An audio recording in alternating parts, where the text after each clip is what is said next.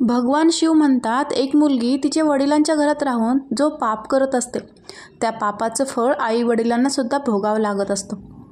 एका दिवसाची गोष्ट आहे, जेव्हा माता पार्वती पृथ्वीवर भ्रमण करून भगवान भोलेनाथाकडे येते आणि भगवान भोलेनाथांना म्हणते, हे परमेश्वर, देवाचे देव प्राणनाथ, आज जेव्हा मी पृथ्वी लोकावर भ्रमण करत होती तेव्हा मी पाहिलं की काही मुली त्यांच्या वडिलांच्या घरी गरजेपेक्षा जास्त काळ राहतात. परंतु पूर्वी तर मुलीचे लग्न खूप कमी वयात केले जात होते आणि त्याच वयात त्या त्यांच्या नवऱ्याच्या घरी राहण्यासाठी जात असत. त्याचबरोबर मी एक विचित्र घटनासुद्धा पाहिली. खूप साऱ्या मुली लग्नानंतरसुद्धा वडिलांच्या घरी सारख्या राहायला जातात. हे प्राणनाथ, मला हे जाणून घ्यायचं आहे की एका कुमारिका मुलीने वडिलांच्या घरी जास्त काळ राहणे योग्य आहे की नाही. कोणत्या वयामध्ये मुलीचं लग्न करणं योग्य आहे आणि लग्न झाल्यानंतर वडिलांच्या घरी राहिल्याने कोणतं पाप लागतं. हे स्वामी, तुम्हीच या जगाचे सत्य आहात आणि सत्यच शिव आहे. कृपा करा आणि माझ्या मनातील हा संभ्रम दूर करा. तेव्हा भगवान शिव स्मित हास्य देत म्हणतात, हे देवी, आज तुम्ही जो प्रश्न केला आहे तो समस्त मानवजातीच्या कल्याणासाठी अत्यंत महत्त्वपूर्ण आहे. आज मी तुम्हाला तुमच्या प्रश्नांचं उत्तर देतो, ते पण एका कथेमार्फत देतो. ही कथा प्रभू श्रीकृष्णांच्या काळातील द्वापार युगातील आहे. तुम्ही या कथेला लक्ष देऊन ऐका. त्याचबरोबर जो कोणी ही कथा इतरांसोबत शेअर करतो त्याला माझ्याद्वारे पुत्राची प्राप्ती होणार आहे. तेव्हा देवी पार्वती म्हणते, हे स्वामी, मी ह्या कथेला ध्यानपूर्वक नक्की ऐकेन आणि ह्या कथेला इतरांना ऐकायला सुद्धा सांगेन. भगवान शिव म्हणतात, हे देवी पार्वती, ही द्वापर युगातील घटना आहे. यदुकुल श्रेष्ठवीर उग्रसेन यांच्या येथे जी घटना घडणार आहे त्या घटनेचं मी वर्णन करणार आहे. मथुरा नावाच्या नगरीमध्ये उग्रसेन नावाचा यदुवंशी राजा राज्य करत होता. राजा बलाढ्य, शूरवीर, संपूर्ण धर्माचे पालन करणारा आणि प्रजेचे रक्षण करणारा आणि अतिगुणवान राजा होता. राजा उग्रसेन धर्मपूर्वक राज्याचे संचालनाने प्रजेचे पालन करत होता.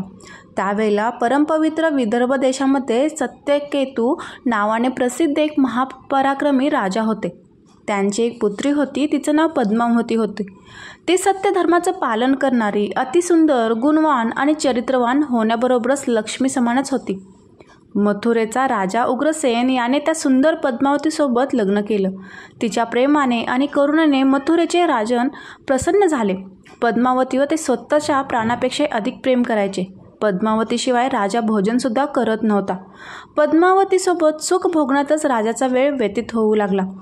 भगवान शिव म्हणतात, हे देवी पार्वती, पद्मावतीशिवाय राजाला एक क्षणसुद्धा चैन पडत नसे. अशा प्रकारे दिवसागणित त्या दोघा नवरा बायकोंमध्ये अधिकाधिक प्रेम वाढू लागलं.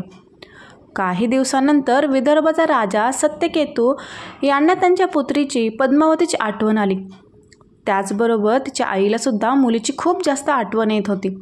त्यामुळे एके दिवशी मुलीची चौकशी करण्यासाठी राजा सत्यकेतूने मथुरेला राजा उग्रसेन यांच्याकडे त्यांचे काही दूत पाठवले.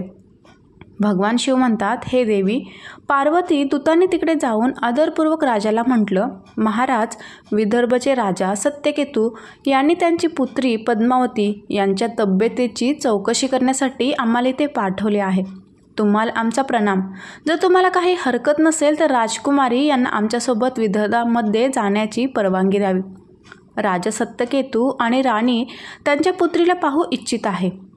जेव्हा राजा उग्रसेनेनं दूतांकडून हा निरोप घेतला तेव्हा त्यांनासुद्धा आनंद वाटला, कारण त्यांचीसुद्धा अशीच इच्छा होती की राणी पद्मावतीला आराम करण्यासाठी त्यांच्या वडिलांच्या घरी जायला पाहिजे. तेव्हा त्याने प्रेमाखातर त्यांच्या पत्नीला पद्मावतीला विदर्भ राजाकडे पाठवून दिलं. पतीने पाठवल्यामुळे राधी पद्मावती खूपच आनंदाने तिच्या माहेरी आली. तिकडे पोहोचल्यावर तिने तिच्या आई वडिलांना चरणांना हात लावून प्रणाम केला. मुलगी घरी आल्यामुळे राजालासुद्धा खूप प्रसन्न वाटले. भगवान शिव म्हणतात, हे देवी पार्वती, माहेरी आल्यावर राणी पद्मावती तिच्या मैत्रिणीसोबत आनंदाने इकडे तिकडे फिरू लागली. जशी ती लग्नापूर्वी इकडे तिकडे मजा मस्करी करत फिरायची, त्याचप्रकारे ती आतासुद्धा इकडे तिकडे फिरू लागली. जंगलामध्ये, तलावामध्ये, वनामध्ये सर्वत्र मनसोक्त फिरण्याचा आनंद घेत होती, कारण ती आज लग्नानंतर पहिल्यांदाच घरी आली होती. इकडे आल्यानंतर ती पुन्हा स्वतःला कुमारिका समजू लागली. काही दिवस माहेरी राहिल्यानंतर राणी पद्मावती विसरली की तिचा विवाह झाला आहे. तिच्या वागणुकीमध्ये आता कोणत्याही प्रकारची लाज या प्रकारचे भाव नव्हते. भगवान शिव म्हणतात, देवी पार्वती, एका दिवसाची गोष्ट आहे. राणी पद्मावती तिच्या मैत्रिणीसोबत एका सुंदर पर्वतावर फिरण्यासाठी गेली. तिथे एक रमणीय वन होतं, जिथे खूप मोठ्या प्रमाणात केळीची झाडं होती. त्याचबरोबर अनेक प्रकारची फुलांची झाडंसुद्धा होती. तेव्हा पुढे राणीनं पाहिलं की एका साईडला केळीचं वन आहे, दुसरीकडे सुंदर फुलं आहेत आणि त्यांच्या मध्यभागी एक सुंदर असा तलाव आहे. एका छोट्या मुलीसारखी ती तिच्या मैत्रिणीसोबत तिथे खेळू लागली. त्या सर्व मैत्रिणींना आजूबाजूंचा काहीच भान नव्हतं. मंत्रमुग्ध होऊन त्या तिथे खेळू बागडू लागल्या. त्यानंतर तलावामध्ये उतरून पाण्यामध्ये खेळण्याचा मनसोक्त आनंद लुटू लागल्या. त्याच वेळेला राजा कुबेराचा सेवक गोबिल नावाचा एक दैत्य दिव्य विमानात बसून आकाशमार्गाने कुठेतरी चालला होता. जेव्हा तो आकाशमार्गाने जात होता तेव्हा त्याचं लक्ष तलावामध्ये असणाऱ्या विदर्भ राजाच्या राजकुमारीवर पद्मावतीवर गेलं, जी तलावामध्ये मनसोक्त अंघोळीचा आनंद घेत होती. गोबिलकडे दैवीय शक्ती असल्यामुळे त्याने जाणलं होतं की विदर्भाचा राजा सत्यकेतू यांची मुलगी आहे व त्याचबरोबर राजा उग्रसेन याचे पती आहेत. तेव्हा तो मनातल्या मनात विचार करू लागला, ही ती पतिव्रता असल्यामुळे खूपच सुरक्षित आहे. कोणत्याही परपुरुषाला हिला प्राप्त करणे अत्यंत कठीण आहे. राजा उग्रसेन अत्यंत महामूर्ख आहे, जे त्याने इतक्या सुंदर पत्नीला माहेरी पाठवले आहे.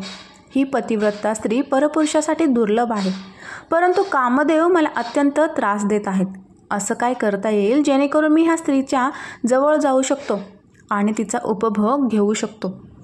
त्याच्यावर भगवान शिव म्हणतात, हे देवी पार्वती, राणी पद्मावतीच्या सौंदर्यावर गोबिल दैत्य मोठ्या प्रमाणात मोहित झाला होता. त्यानंतर थोडा विचार करून त्याला एक कल्पना सुचली. गोबिलने राजा उग्रसेनचा मायावी रूप धारण केला. सर्व काही अगदी राजासारखंच होतं. तेच कपडे, तेच शरीर, सर्व काही अगदी सारखंच होतं. संपूर्ण उग्रसेनसारखा झाल्यानंतर गोबिल पर्वताच्या शिखरावर उतरला व त्यानंतर तो एका झाडाखाली बसून सुंदर आवाजात गीत गाऊ लागला. तो गीत अत्यंत मधुर होतं. अत्यंत मधुर अशा गीताला मैत्रिणीमध्ये बसलेल्या राणी पद्मावतीने सुद्धा ऐकलं. ती विचार करू लागली, इतकं मधुर गीत कोण गात आहे? त्यामुळे राजकुमारीच्या मनामध्ये त्या व्यक्तीला पाहण्याची तीव्र इच्छा झाली.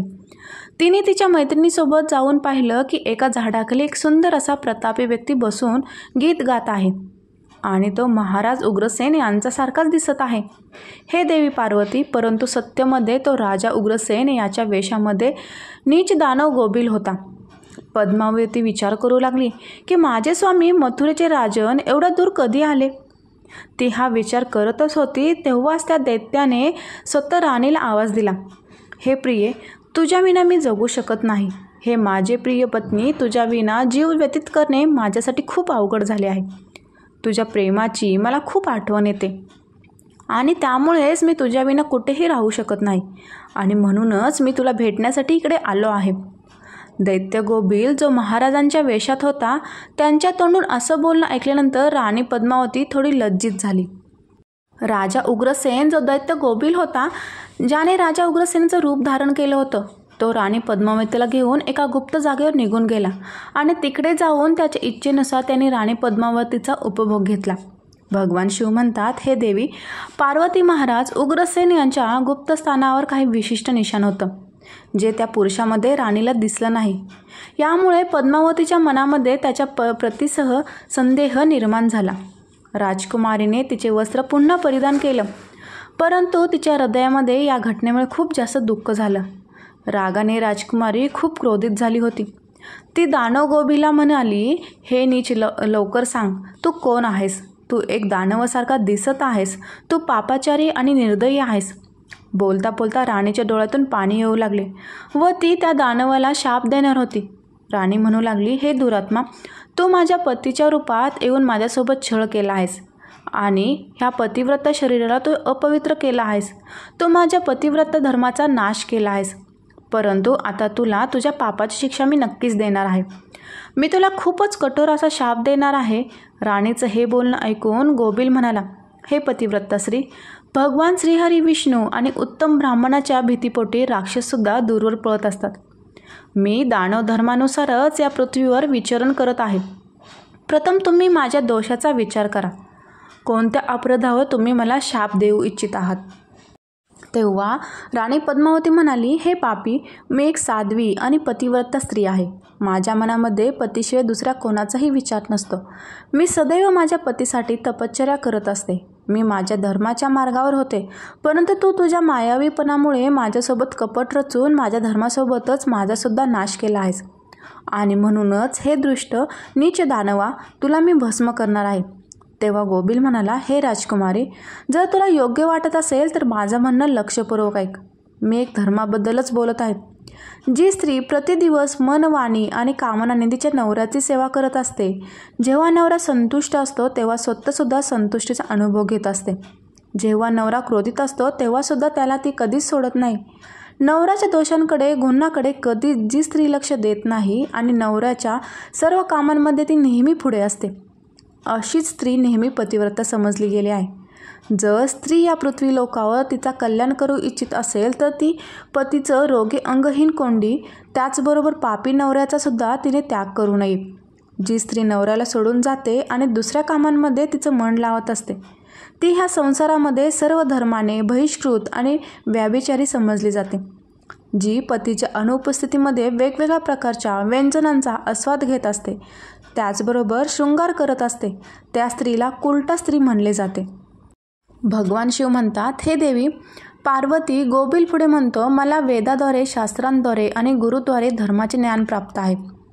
गृहस्थ धर्माचा परित्याग करून पतीची सेवा करणे सोडून तू इथे कशासाठी आली आहेस? इतकं होऊन सुद्धा तू स्वतःच्या तोंडाने म्हणत आहे, मी पतिव्रता आहे.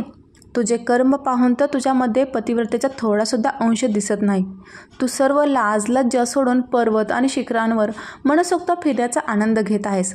आणि म्हणूनच तू एक पापिनी आहेस. मी तुला हा महान दंड देऊन तुला योग्य मार्गावर लावले आहे. आता पुढे कधीही तू अशा प्रकारचं पाप करणार नाहीस. मला सांग, नवऱ्याला सोडून तू इकडे कशासाठी आली आहेस? हा शृंगार, हे आभूषण, सुंदर वेशभूषा धारण करून तू इकडे कशासाठी आली आहेस? हे पापिनी, मला सांग, कशासाठी तू हे सर्व केलं आहेस? कुठे आहे तुझा पतिव्रता धर्म? तुला पाहून तर तू एक व्याभिचारी स्त्री आहेस, हेच मला दिसत आहे. तू आता तुझ्या नवऱ्यापासून मेली दूर आहेस. कुठे आहे तुझ्यामध्ये पतीला देवता मानण्याचा भाव? दृष्ट, तुला लाज वाटत नाही का? मला माझ्या वागण्यावर घृणा वाटत आहे. तू माझ्यासमोर बोलण्याची हिंमतच कशी केलीस? कुठे आहे तुझ्या तपस्येचा प्रभाव? कुठे आहे तुझा तेज आणि बळ? आज तू मला तुझा बळ आणि पराक्रम दाखव. तेव्हा पद्मावती म्हणाली, हे नीच असुर, ऐक, माझ्या वडिलांनी प्रेमाने मला माहेरी बोलवलं आहे. मग यामध्ये पाप कोणतं आहे? मी काम, लोभ तथा भीतीपोटी नवऱ्याला सोडून आले नाही.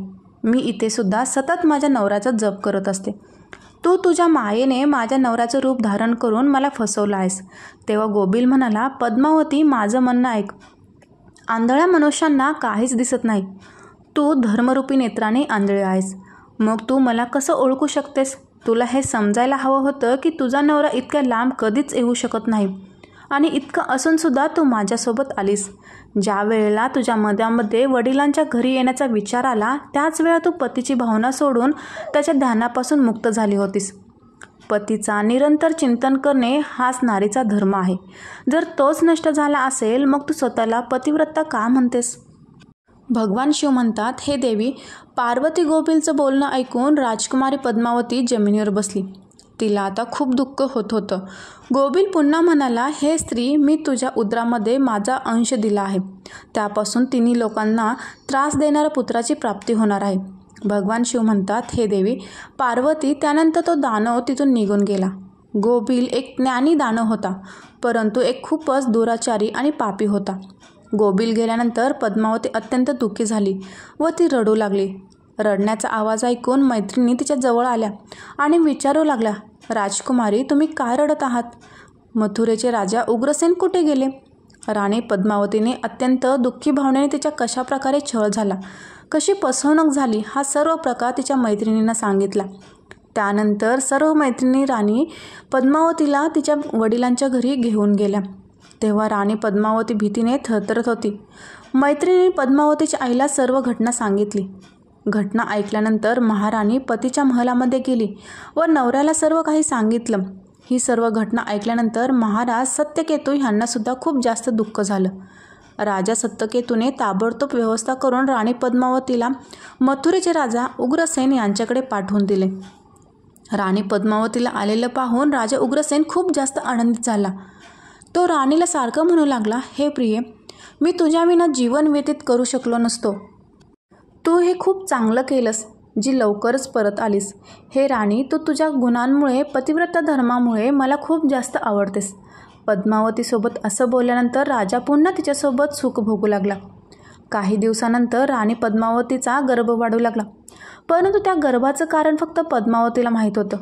तिच्या गर्भामुळे राणी पद्मावतीला दिवसरात्र चिंता सतावत असायची. 10 वर्ष तो गर्भ वाढतच गेला. त्यानंतर त्या गर्भातून बाळ जन्माला आला. त्या गर्भातून अति तेजस्वी, महाबळी, दुराचारी, प्रजेला कष्ट देणाऱ्या कंसाचा जन्म झाला होता.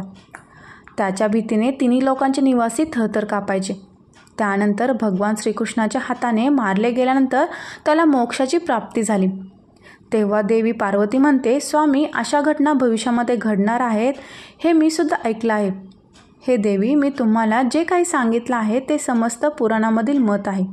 अशा प्रकारे वडिलांच्या घरात राहणारी कन्या ही बिघडत असते. त्यामुळेच वडिलांनी कधीही मुलीला घरात ठेवण्याचा मोह करू नये. भगवान शिव म्हणतात, हे देवी, आता मी तुम्हाला एका कुमारिका कन्येच्या बाबतीत काही महत्त्वपूर्ण गोष्टी सांगत आहे. तुम्ही या गोष्टीसुद्धा लक्षपूर्वक ऐका. जेव्हा कोणतीही कन्या शहाणी होते तेव्हा ती विवाहयोग्य बनते. तेव्हा आईवडिलांचे हे कर्तव्य आहे की त्यांनी योग्य वराची निवड करून कन्येचा विवाह करावा. तिला कधीच जास्त काळापर्यंत घरामध्ये ठेवू नये. नवऱ्याच्या घरामध्ये तिचं पालनपोषण होणे उचित आहे. तिकडे राहून ती भक्तिपूर्वक जे उत्तम गुण शिकत असते आणि नवऱ्याची सेवा करत असते. त्यामुळंच कुळाची कीर्ती वाढत असते आणि वडीलसुद्धा सुखपूर्व जीवन व्यतीत करत असतात. सासरी राहून जर ती पाप करत असेल तर त्याचे फळ नवऱ्याला भोगावे लागतात. जर ती सासरी पुण्यकर्म करत असेल तर त्याचं फळसुद्धा नवऱ्याला मिळतं व नवऱ्याची दिवसागणित प्रगती होत असते. कन्येच्या उत्तम गुणांमुळे वडिलांची कीर्ती वाढत असते आणि दोन्ही कुळांचे पुत्रगण संतुष्ट होऊन शुभ आशीर्वाद देतात. त्याचबरोबर कधीही वडिलांनी कन्येला जावयासोबत घरी ठेवू नये. असं केल्यामुळे जावयाच्या मानसन्मानामध्ये काही दिवसानंतर कमतरता होऊ लागते आणि या गोष्टीचा जावयालासुद्धा पाप लागतो. जेव्हा मुलगी विवाहयोग्य बनते तेव्हा परलोक तिच्यावर वाईट नजर टाकू लागतात. अशामध्ये जर तिने परपुरुषासोबत प्रेमसंबंध बनवला तर हा खूप मोठा पाप असतो. एक तरुण मुलगी वडिलांच्या घरी राहणे म्हणजे खजिनाने भरलेली पेटी चोरांच्यामध्ये ठेवणे हीच आहे. स्त्रीचा खरा दागिना आणि वडिलांचा सन्मान हे त्या मुलीची इज्जत असते, जी नेहमी तिने सांभाळून ठेवायला हवी. कुठल्याही स्त्रीने तिच्या नवऱ्यापासून कधीच दूर राहू नये. जास्त काळापर्यंत माहेरी राहणंसुद्धा पापच आहे. एका पतिव्रता स्त्रीचं खरं स्थान तिच्या नवऱ्याच्या चरणामध्ये आहे. त्याचबरोबर पतीसाठी त्याच्या पत्नीचे स्थान हे नेहमी हृदयामध्ये असते.